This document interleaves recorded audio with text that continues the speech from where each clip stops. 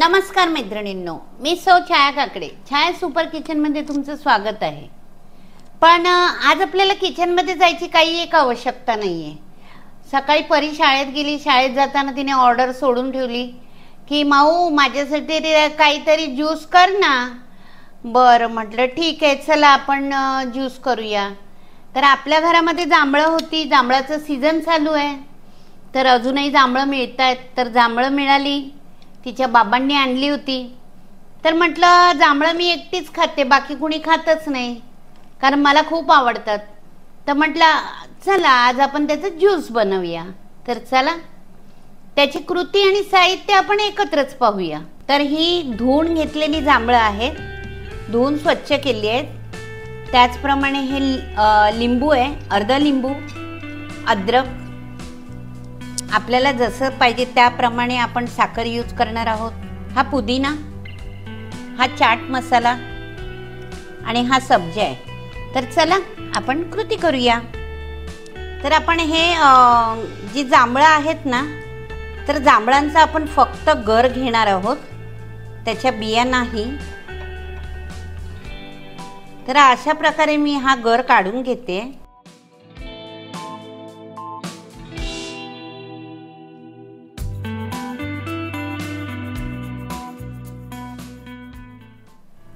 तर हे बघा, ह्या अशा प्रकारे आपण सर्व जांभळांच्या बिया काढून त्याचा फक्त गर घेतलेला आहे। आता आपण तो मिक्सरला लावूया आणि त्याचबरोबर त्यामध्ये लागणारे जे साहित्य आहे तेही तुम्हाला मी दाखवते। तर चला आपण आधी गर हा मिक्सरमध्ये टाकूया।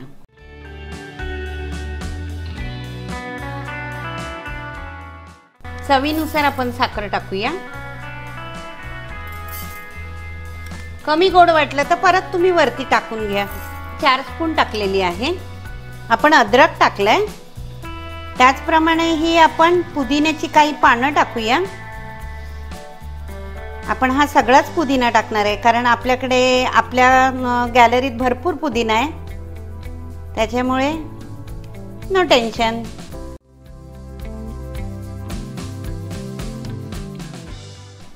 तर आपण आता हे मिक्सर करून घेतलेलं आहे, हे बघा। आता हे सगळं आपण गाळून घेऊया।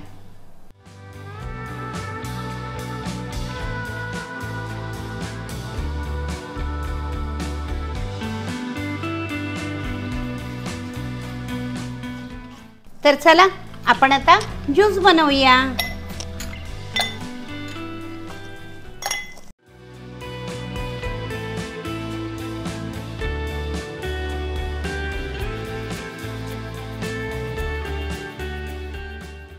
मी आता हा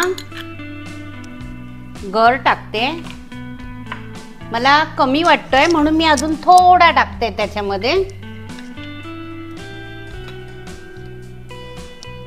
तुमच्या चवीनुसार तुम्ही गर घ्या, कुणाला आवडतं कुणाला नाही आवडत त्याप्रमाणे घ्या तुम्ही, काही हरकत नाही।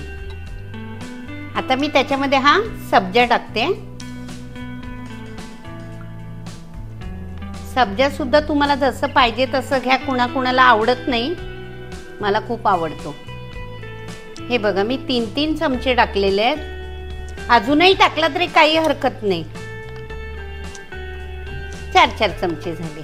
आता हा चिमूटभर चाट मसाला टाकते, 1 पिंच, आणि त्याचप्रमाणे ह्याच्यात तुम्ही सोडा सुद्धा टाकू शकता, पाणी सुद्धा टाकू शकता। मी आज पाणी टाकणार आहे।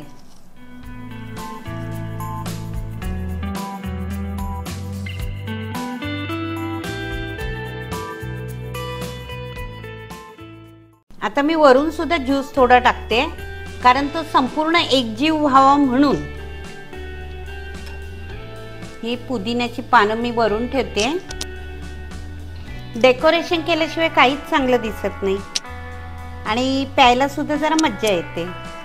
आता दोन्ही ग्लासांमध्ये पुदिन्याची पाने ठेवली आहेत, त्याचप्रमाणे हे आपले लिंबाचे काप ठेवते।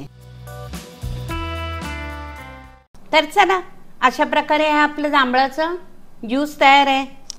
आणि आता 11:15 वाजलेले आहेत, अर्धा तासाने आपली परीबाई येईलच, तर तिच्यासाठी आपलं ज्यूस तयार आहे. ती त्याचा आस्वाद घेईल, आम्ही घेऊ आणि तुम्हीही बनवून आस्वाद घ्या. फक्त जांभळं खाऊ नका, ज्यूससुद्धा बनवून प्या. तर अशाच प्रकारे आम्ही अजून काही रेसिप्या म्हणजे ज्यूस वगैरे तुम्हाला नक्की दाखवू. तर माझी रेसिपी कशी वाटली लाईक करा, शेअर करा, मित्रमैत्रिणींना शेअर करा तुम्ही. आणि ज्यांनी कोणी सबस्क्राईब केलं नसेल ना त्यांनी नक्की सबस्क्राईब करा. तर चला आता ह्याचा आम्ही आस्वाद घेतो. तोपर्यंत बाय.